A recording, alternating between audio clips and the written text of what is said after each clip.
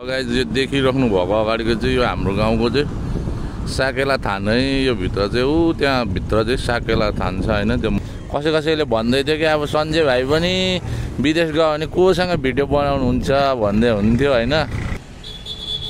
भाउजूले चाहिँ सब्जी काटिदिँदै हुन्छ। गाइज मेरो सामान लिन आएको चाहिँ म त्यही हो।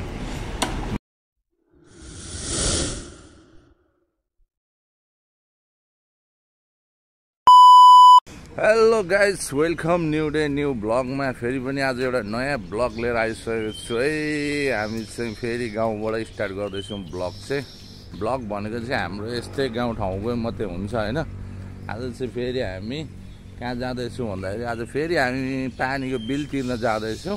त्यसैको एउटा छोटो मिठो ब्लग बनाऊँ भनेको। त्यहाँ हाम्रो सञ्जय भाइ छ है। अहिले चाहिँ हाम्रो गाउँतिर यस्तो छ है अवस्था, असार लागेको छ होइन। हेर्नुहोस् अब यहाँ चाहिँ धान रोप्नलाई एकदम रेडी छ होइन। यो जोत्नु मात्रै बाँकी छ। अब जोतेर अब यहाँनिर धान रोपिन्छ। ल यस्तै छ आजको मौसम चाहिँ यस्तो छ झापाको है। हावा अलिअलि चल्दैछ तैपनि गर्मी छ। ल मौसम त्यस्तै छ। यो हाम्रो गाउँको बाटो भइगयो। यता यो हाम्रो सञ्जय भाइको घर। ल यता पनि फडानी भएर बाटो एकदम साफ सुग्घर भइरहेको अवस्था छ। ल हाम्रो हाइवे त्यहाँ अगाडि छ। ल अब हामी चाहिँ जाँदैछौँ गाइस, हेर्नु होला है। आजको कन्टेन्ट भनेको यस्तै छ गाइस। यो भन्नु चाहिँ हाम्रो एसियन हाइवे है गाइस। एसियन हाइवेमा यस्तो छ ल दामी देखेर चाहिँ नयाँ बनिँदैछ होइन एसियन हाइवे चाहिँ। ल यस्तो अब यहाँनिर पिच सिच भइसकेपछि बाटोहरू दामी देखिन्छ क्या।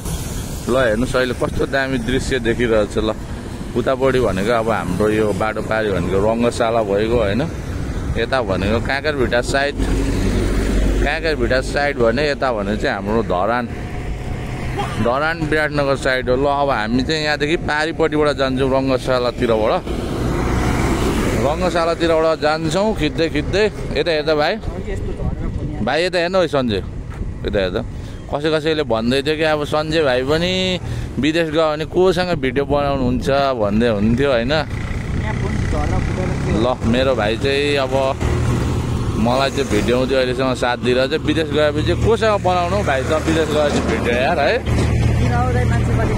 मान्छे खोज्ने बेला होइन कसैले मलाई त्यस्तै कमेन्ट गरिरहेको छ क्या। ल छन् मान्छेहरू।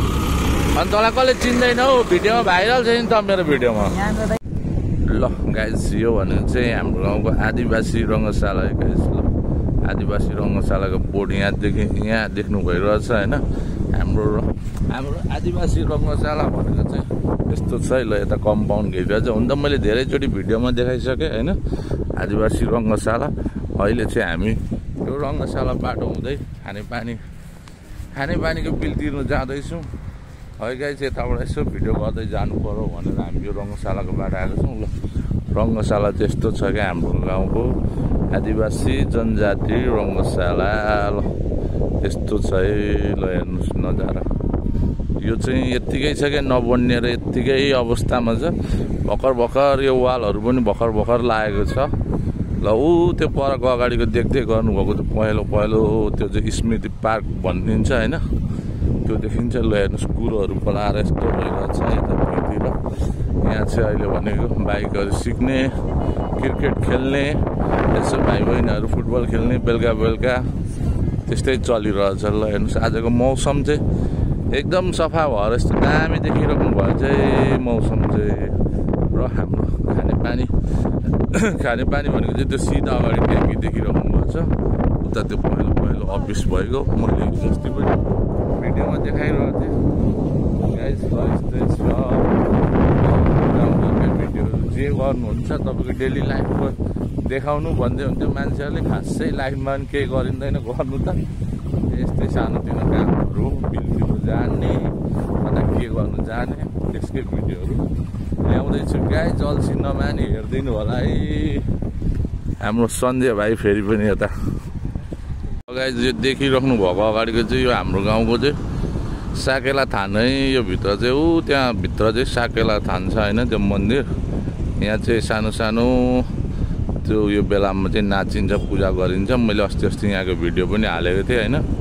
यो कम्पाउन्ड घेरे जति चाहिँ सबै यो साकेला थानको त्यो पिपलको रुख मुनि चाहिँ थान छ त्यो हो साकेला थान चाहिँ यहाँनिर त्यो के बेला अब पूजा गरिन्छ पूजा गरेर नाचिन्छ के बेला अब पूजा गर्छ भाइ यहाँनिर साकेला थानको उधौली उभौलीमा चाहिँ पूजा गरेर यहाँ यसो यो हाम्रो वडा 5 नम्बर भरिकोहरू किरातीहरूले चाहिँ नाच्ने यहाँ पूजा गर्नुहुन्छ अर्को ठुलो चाहिँ पर सीतापुरीमा लाग्छ ल यस्तै छ गाइज ल अब भनेको चाहिँ हाम्रो खानेपानी अफिस छ है यताबाट खानेपानी अफिस त्यो ट्याङ्की मैले अस्ति पनि भनिहालेँ त्यो पुरानो ट्याङ्की हो भनेर उताको चाहिँ त्यो नयाँ ट्याङ्की हो ल यस्तो देखिरहेछ घाम चाहिँ फेरि चर्किँदैछ है गाइस एकैछिनमा घाम चर्किन्छ एकैछिनमा शीतल पनि हुन्छ झापामा त्यस्तै छ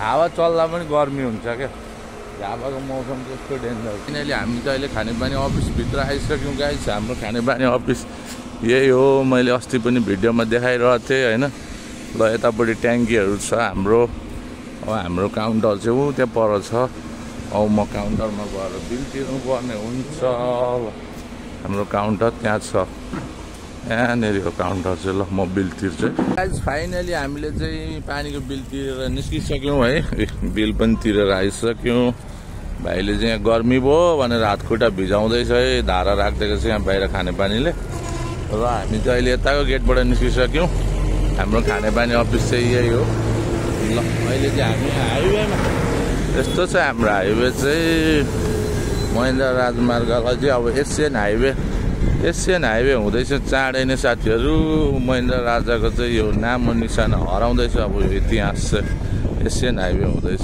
यता बाटोको छेउमा नयाँ घरहरू पनि बनिँदैछ धेरैवटा ल हाम्रो चोक भनेको चाहिँ यही हो हाम्रो गाउँको चोक फाइनली अहिले चाहिँ हामी त्यहाँ पानीको बिल त्यहाँ खानेपानी अफिसदेखि पानीको बिल तिरेर हामी चाहिँ अहिले यहाँनिर हाम्रो यहाँ दाइ भाउजूको दोकानमा आइपुग्यो यहाँ अलिकति सामान लिएर जानु पर्यो यहाँदेखि भनेको हाम्रो भाउजू यता हुनुहुन्छ भाउजू के गर्दै हुनुहुन्छ ल यता हेरिदिनु त मेरो भिडियोमा ल भाडा मोल्दै हुन्छ दाइ कता जानु हो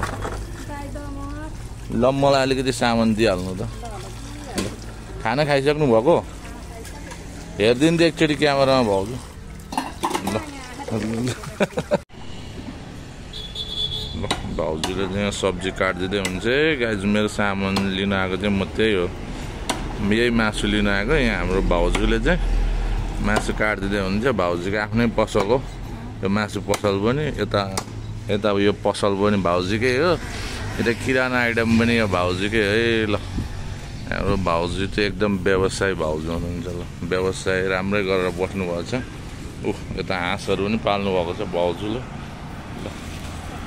हाँस त 2टा मात्रै रहेछ त भाउजू दसैँमा बेच्नु हुने हो चोरले लगिदिन्छ अस्ति कतिवटा चोरले लगिदियो अरे 9वटा चोर दियो है खोर पनि अब त्यहाँ बाहिरै छ अनि 9वटा चोरले लगिदियो अरे त्यो खोरबाट ल त्यहाँ राखिदिनुहोस् ल मेरो चाहिँ रेडी भइसक्यो है गाइस ल यस्तै छ ल गाइस हामी चाहिँ फाइनली यहाँसम्म चाहिँ आइपुगेछौँ है हाम्रो यहाँ फुपूको घरसम्म आइपुगेछौँ यता हो भान्जी यता रक्सीको पानी फ्याल्दै हुन्छ भान्जी रक्सी उत्र्यो आम्मा डेन्जर पारिदिनु भयो क्या रक्सी भान्जीले खोइ देखाउनु त ओबी खतरा पारिदिनु भएछ है भान्जीले फेरि आम्मा खतरा पो पारिहाल्नुहुन्छ क्या हो भान्जी ल हाम्रो भान्जीले त रक्सी पार्दै हुँदछ ठ्याक्क हामी आएको बेला चाहिँ रक्सी पनि उत्रेछ है यस्तो गर्मीमा खानु हुँदैन हेर्नु न पसिनै पसिना भइरहेछौँ यता चाहिँ के भयो यता चाहिँ हाम्रो मोटर बिग्रेछ ओहो मोटर नयाँ जोडान कार्यक्रम हुँदै रहेछ यता हाम्रो उसैले जोडिदिँदै हुँदो रहेछ नयाँ मोटर ल्याउनु भएको